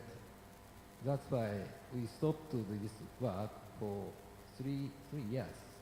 But recently we restarted this project, and recently finished the determination of mercury and selenium. That's why I'm writing a paper right now. And we accumulated this protocol, and based on this protocol, Dr. Muniro applied this protocol in Indonesia for the first time. As she already presented, she published the first exposure assessment of mercury levels in hair and pregnant women for the first time. And recently, we published another paper, Who Eat the Whale in Japan. Because whale is the biggest. That's why mercury concentration is very, very high in whale. Basically, we don't eat so frequently whale, but in Taiji town is near Osaka area. Some of the inhabitants, they eat whale still now. So our institute was asked to survey for health effect of this area. And recently, the Department Director of Clinical Medicine, Dr. Nakamura, and I and Dr. Korima published a paper of the subject is first grade of children and the neurodevelopmental effect of this. Let me move on metallic mercury toxicity. So as Dr. Ancha has already mentioned, metallic mercury contamination is one of the biggest problems over the world. For examples, so there are many countries still conducting the elemental mercury using gold mining activity. So if metallic mercury was put in the environment, for example, the gold mining, ASGM means artisanal and small-scale gold mining. Final product is to extract the gold, metallic mercury put it in, and amalgam. And after burning, the vaporized metallic mercury exposed to people. That's why workers should take very carefully to this step. So inhalation in this step. And also, they are interested in gold. That's why after they extract the gold, waste of mercury is go away. And this water environment, if metallic mercury is eluted to the water environment, they convert it to inorganic mercury and transfer methyl mercury, and they may affect to accumulation. That's why this also, both two pathway is very important to check the health effect. So because metallic mercury will not convert directly to methyl mercury, that's why most solubilized step is very important to study about the health effect, future health effect. Yeah, probably you may have a question. Is metallic mercury soluble in water? Because this is completed metals. So this is my first study about the mercury, 1996, probably before you was born. So this was my first study about mercury. So I discovered the phenomenon about the metallic mercury can dissolve in seawater. Unfortunately, this paper is still quoted by many researchers all over the world because, to be honest with you, I am very surprised to the result. But fortunately, this paper still quoted by many researchers now. And when I was a young researcher, I published this paper and I visited Indonesia for the first time for Serapong. Our institute, NMD, and University of Indonesia had a workshop in Serapong in Indonesia. And I visited Indonesia for the first time at that time. And I presented this data at the time. And let me talk about the WHO Collaborative Center of our institute. Our institute was designated to WHO Collaborating Center focusing on studies on the health effect of mercury compound in 1986. So we belong to Western Pacific Regional Office, we call UPRO, and Health and Environmental Unit. The purpose of the WHOCC is work with WHO to support solving public problems in many countries. And also we encourage to work together to solve public health problems. To be honest with you, to be a WHOCC is not easy. And also, every 4 years, we were evaluated to continue to be a WHOCC. So, very, very difficult to continue to be a WHOCC. So fortunately, right now I'm on behalf of the WHOCC1. Fortunately, this period I received a letter from, after evaluation, I received a letter from the WHO head office, and I quickly read, and I'm pleased to inform, so I am very relieved at that time. And I was involved in, on behalf of this work, so I'm very relieved to hear that at the time. When we start the 4 years action plan, so currently our 4 years plan is collaborating with WHO to develop or strengthen surveillance system to initiate health effects and environmental issues associated with mercury pollution in selected countries. And by select of WHO to conduct laboratory assessment of human and environmental exposure to mercury compound. And collaborative with WHO conduct assessment on human and environmental exposure in public health emergency concerning mercury pollution. And why public health surveillance is important? Probably you can understand as examples COVID-19. We have to recognize danger, and we have to do some next step. As the WHOCC, it's a duty to report annual report every 4 years, every year. But unfortunately, this is not include the general work in each organization. That's why, at least in our institute, public health department is responsible for this annual report. Let me talk about the examples activities. For examples, in Kyrgyzstan, the mining about the mercury polluted area. At that time, WHO and UNHCR asked us to check the survey. And also in Cambodia, Taiwanese company made big amount of waste containing mercury. Taiwanese company came to Cambodia and threw away. And this area was heavily contaminated. At that time, WHO UPRO asked us to survey health effects and environmental contamination at that time.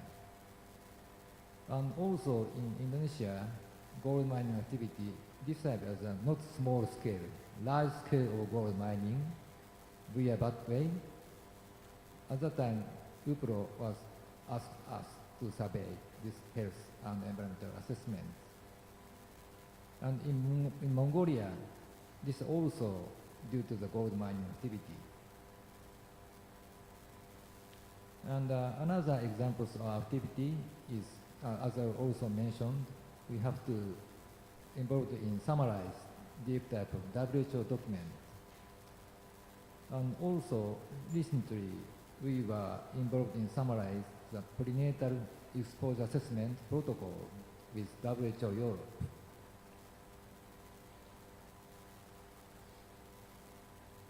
And this is not very rare cases, but 2019, Vietnamese company who produced the light bulb containing mercury was completely destroyed by fire. At that time, I and my senior, Dr. Sakamoto, received a SOS. At that time, Dr. Sakamoto went to quickly next week to go to the Hanoi, this company, and check the exposure and check the level of environment. Finally, unfortunately, this mercury is elemental mercury and quickly vaporized, and elution is not so high. So conclusion was, don't worry. This is not, this is very rare cases, but if there are some mercury-related problems, we always have to go to support them. And also, Dr. Ancha also mentioned that Minamata Convention on Mercury is a global treaty to protect human health and environment from the adverse effect of mercury. This is forced on 17 August. And this Minamata Convention on Mercury suggested to treat about the regulation of the informal sector of ASGM. So, mercury in Indonesia, ASGM is still working many places. This time, to be honest with you, this time I came to work with Dr. Ancha and Dr. Riha and Dr. Yora to survey about the ASGM area. Because to be honest with you, I've been surprised to see the government area next to the kindergarten.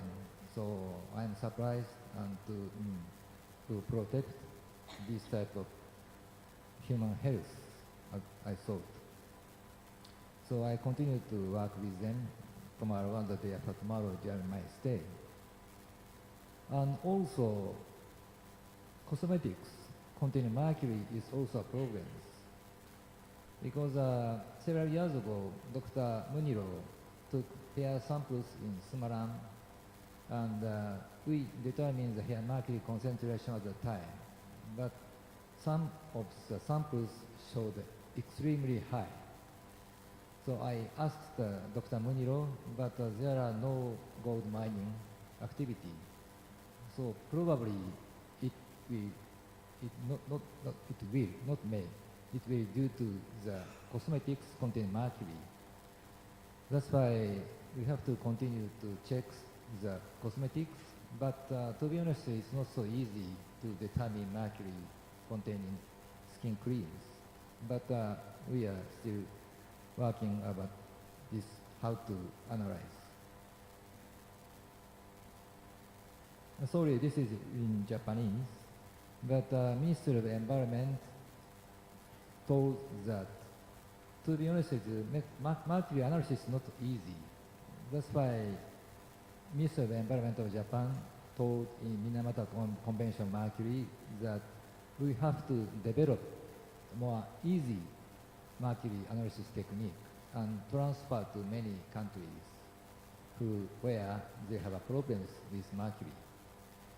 And also we have a protocol, so our protocol transferred to many countries to risk assessment.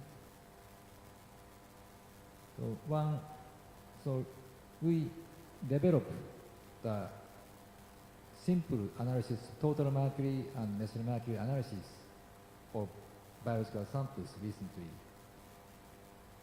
So unfortunately, this paper was got an award. And in this last August, Ms. Monica Stankiewicz, Secretary General of Minamata Convention Mercury, visited MIMD, and we discussed about how to continue this work. She told us ASGM is one of the most important problems should be solved quickly. And regarding the technology transfer of mercury analysis, last year, Rijal and Petri and other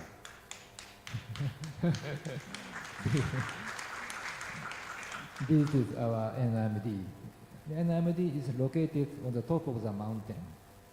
That's why this is a rooftop, and here is Minamata Bay. And they learn how to analyze the mercury at the time.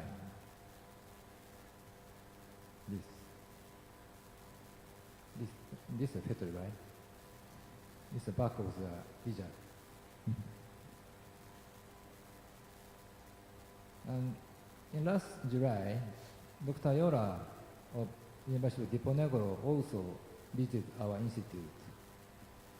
And sometimes I received application from many countries, but I accepted 3 research at that time, and he is a professor of Bangladesh, University of Lahjahi, and she's a lecturer in University of Dodoma, and currently he is a PhD student in Tokyo Medical and Dental University. So they came to our institute for 2 weeks to do some analysis of their own samples, hair, blood, and the nail. And last week, some students from University of Jember and University of Diponegoro also visited NMD. So I studied with them last week. Let me summarize my presentation. Mercury does not always cause effect, depending on the exposure situation. The risk of human health is determined by toxicity of substance and amount ingested. So even with a strong hazard, if the amount ingested is small, the risk will be small. That's why it's important to perform exposure and risk assessment carefully based on the proper understanding of hazard and risks. So if there are possible health effects due to mercury, you will try to prevent them. But if there is low possibility of health effect due to mercury, you will tell them that the effects of mercury are negligible. If you are not feeling well, please consider factor other than mercury. Probably they will relieve all. Because everybody, especially in Japan maybe, many Japanese knows mercury is toxic. That's why if there are some health condition is not good, it may be due to mercury, they told. But when we check the exposure, sometimes exposure level is very, very high, low. In this case, it may not cause from the mercury compound. In this case, they have to think about another factor. That's why careful risk assessment is first, and then you have to inform them to next step. Thank you very much for your kind attention. Please have a seat. Next, I would like to invite our other speakers to come forward and take questions. Thank you, Yamamoto Sensei, for the very comprehensive presentation. As we learned again that you have done research in various countries, there must be lots of challenges that we could probably learn from that. And then also the possibilities of what interests me in the beginning is the role of acetyl and acetylcysteine. So that's probably that could be a potential to deal with the problem with mercury exposure. Yeah? Okay. Yeah, so we have learned various aspects of heavy metal toxicity today. Now I would like to invite the audience to ask questions. I would take 3 questions for this term. Kindly mention your name and who is the question for, and then state your question, please. The audience, if anyone would like to ask questions, please raise your hands.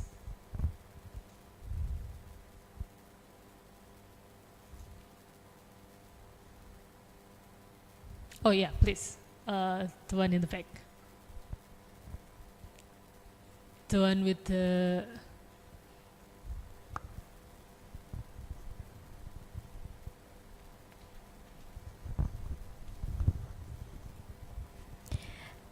Okay, thank you for the opportunity. Good morning, the honorable speakers. My name is Malika. I want ask for the question. So we all know that the importance of um, the mercury level, and then so what are the real actions? Actually, we collaborate with the nutritionists also, with the dietitians also. So they did some assessment of the nutrition, yeah. Which one? So we check the mercury level and others heavy metals in the fish and others marine species, yeah, and also the fresh water, and the nutrition will assess, yeah, which to make like the some menu to get more easy for the pregnant mother, yeah, which that want to eat during the pregnancy. So if you are not pregnant, of course, no worry at all, yeah. But if you are living in the place who has the high risk of the contamination of the mercury, so please be aware, yeah. Please be aware and add some supplement, yeah. For example, NAC, it's very easy supplement that you can get from the apothec, yeah, because it's also like daily consumes by the people, yeah.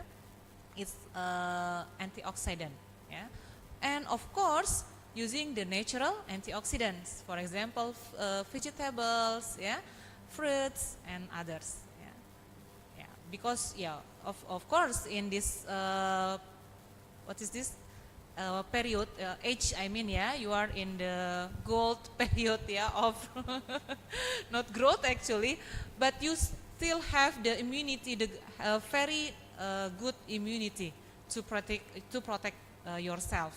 So that's why please be aware with your food, yeah. Eat the healthy food, yeah. That's all, yeah. And No for bubble fish, don't bath. avoid at all, yeah. Especially when you are living in, there is no contamination at all in that area. Okay, maybe that's all from me.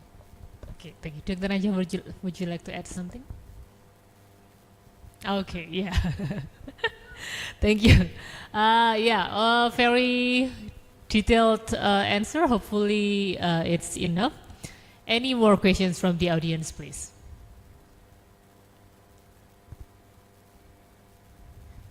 Yeah, please.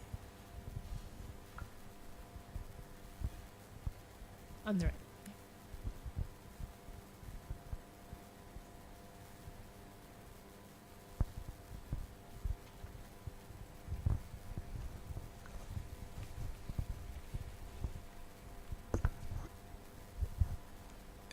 Good afternoon, Doctor.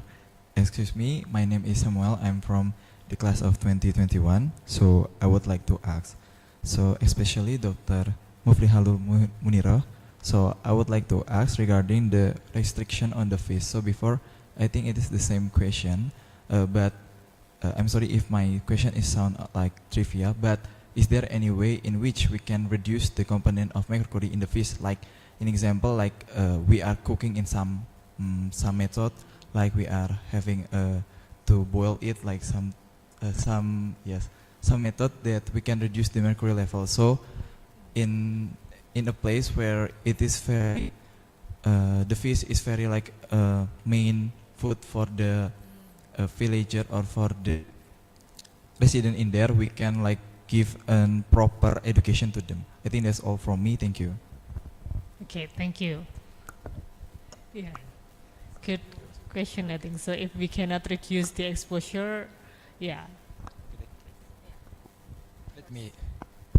Let me answer for Dr. Muniro. So to be honest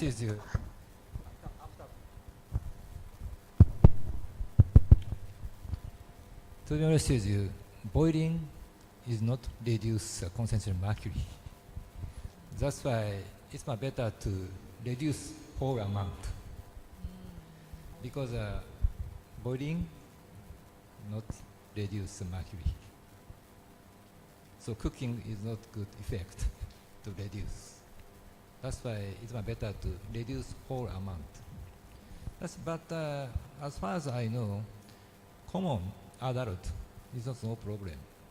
But as mentioned before, pregnant women, Japanese women should restrict it 1 week. For example, tsunahire, 100 gram, for examples. So depend on 4 levels and depend on fish species should be effective to reduce the exposure to mercury. Thank you. Thank you, Yamamoto Sensei. Yeah, that's correct. Yeah, there is no method actually until now that we know to reduce or to eliminate the mercury from the food. Yeah, but now we are doing with our college actually, yeah, the nutritions and also from the fisheries faculty. Now we are making like some module how to assess and to educate for especially for the pregnant mother. So because we are working in the Semarang and Jepara area, of course we cannot see it's safe for Indonesian population, yeah, general population in Indonesia. So that's why please, yeah, do some research in your own city, in your own area, yeah. So that's why we can combine the data and do some network, and of course it will be useful for the general population. That's Yeah, so the conclusion is there is no way of reducing the by cooking it or everything, but you need to check on the amount before you actually eating first. Yeah. Yeah. Okay. I will take one more questions. Yeah, please, on the right.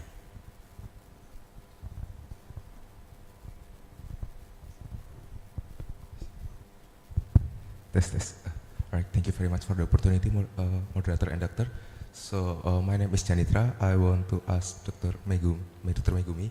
So I still found that the case of in Indonesia, in Jayapura itself, for the gold mining, the large gold mining, the waste of mercury itself is not only waste on the river or the water body, but also the land.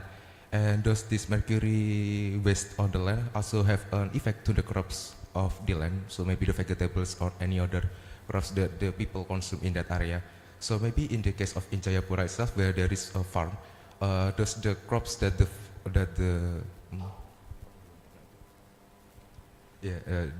farm animal eat does affect their body metabolism, and when we eat that farm animal, does we also consume the mercury that the farm animal consume from the vegetables that animal eat? I think that's all from me. Thank you. Okay, thank you. Please. Yeah. Thank you very much for an important question. Probably I'd like to confirm your question. He asked me about contaminated From land. plant, right? Plants, yeah, from the land through and plant plants, yeah. consumption, right? Yeah. Yes. Yeah.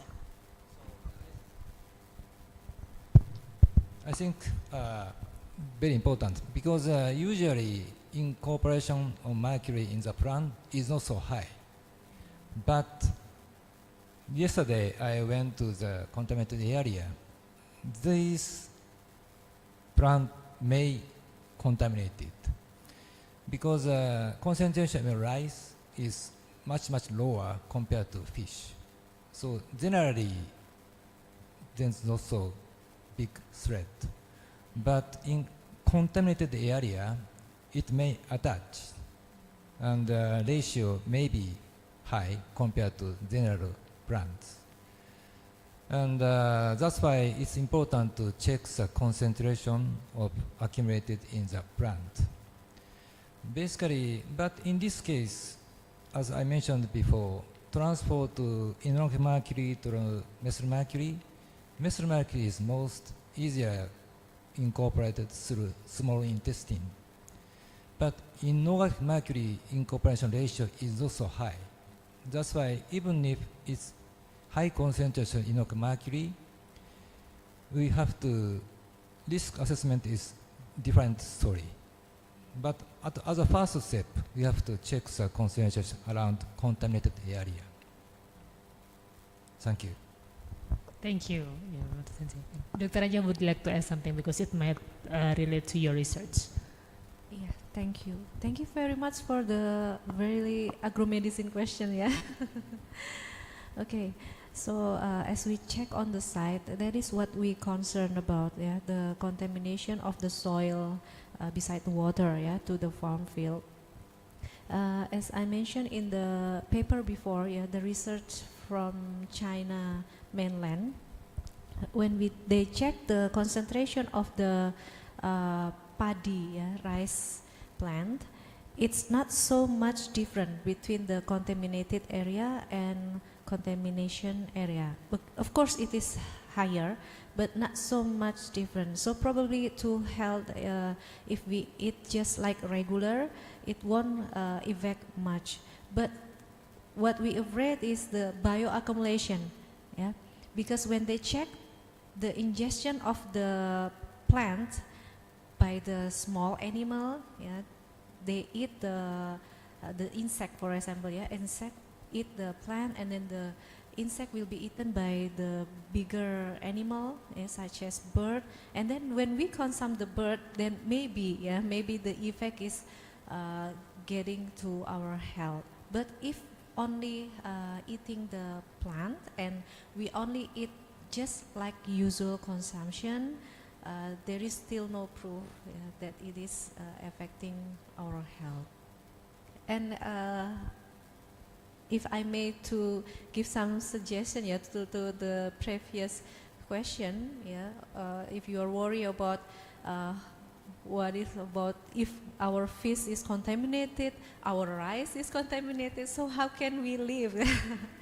But don't worry about that, yeah, as long as we vary it, yeah, maybe from the nutritionist or dietitian, they always suggest us to variate our eating, yeah, variate our food, because what comes to our mouth, yeah, they're not only having benefit effect, yeah, sometimes they have side effect, but if we consume it as a usual dose, yeah, if we can say it is such as drug, yeah, we eat it according to the recommended dose, yeah, even for nutrition also, yeah, we suggest to eat according to the recommendation of dietary allowance. So I think you will have the benefit more than the bad effect. Yeah. So don't worry to eat fish. Yeah, I don't want you after this, after watching our presentation, then you will worry to eat fish, eat rice. Yeah. So please don't worry. As long as you eat it according to the allowance, yeah, and vary it.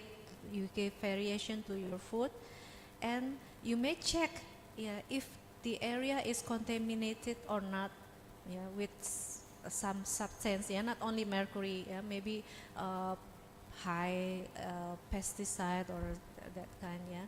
So don't worry much, just eat as recommendation from the nutritionist. Yeah, thank you. Okay, thank you, Dr. Mumlihatul. Would you like to add something? Okay, thank you. Okay, so due to the time limitation, I would probably open for one last question if you still have any more questions.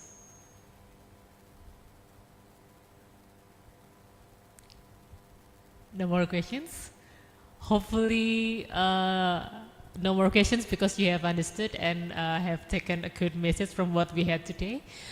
So to probably close the session, could you probably each of you add some key points of what the audience should take home?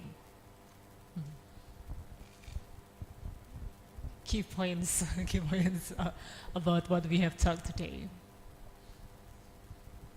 My key point is careful exposure assessment is first step. So don't worry too much. Carefully exposure assessment first. And then if there are some possibility, our Department Director of Clinical Medicine will check the diagnosis. Okay, so be careful, but not to worry. And then if you are not sure, ask the authorities that might have the capacity to clarify your concern. Okay, Dr. Muflihatul, please. Yeah, okay, thank you. So please, yeah, be aware about your environmental conditions, yeah, first, and then because all of you are the clinician, a future clinician, isn't it? So please also be aware for your patients, yeah, your what is this?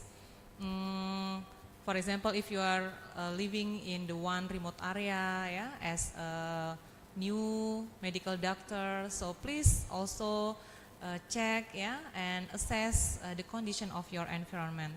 If it's Tidak bisa tahu semua gitu ya Pak. has high high possibility of the contamination, please discuss because for here you have Dr. Anca, yeah, and so we can make another good health, yeah, for our people.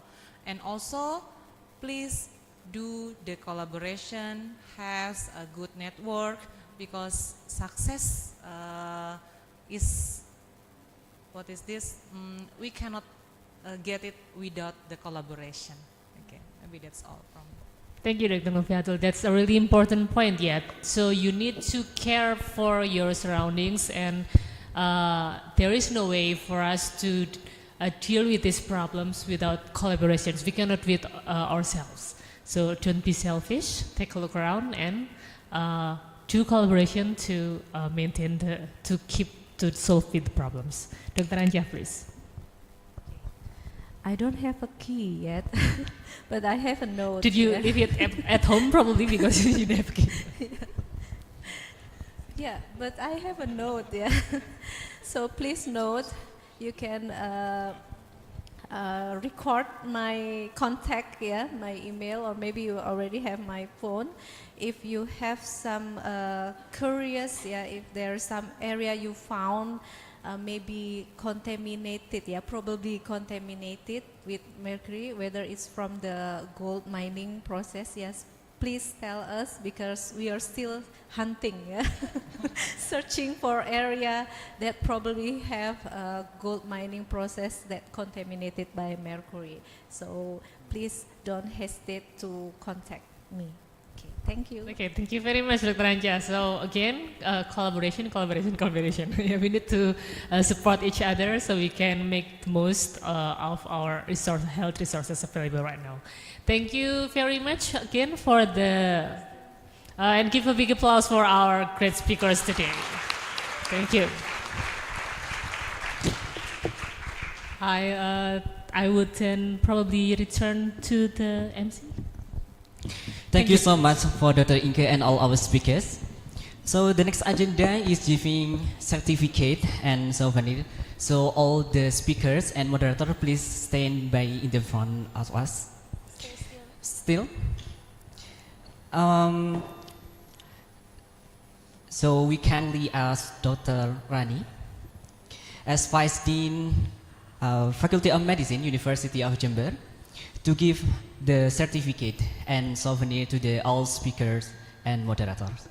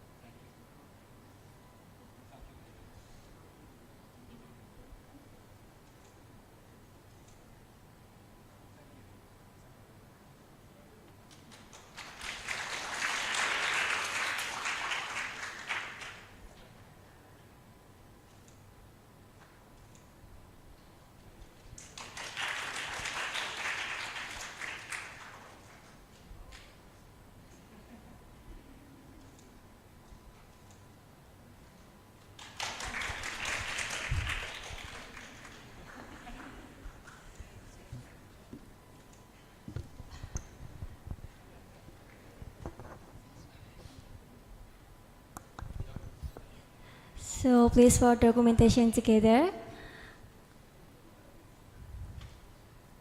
Okay, documentation will start in 3, 2, 1. Once again, in 3, 2, 1. Maybe with Agromedicine pose. One more time. Okay. 3, 2, 1. Okay. Thank you so much for.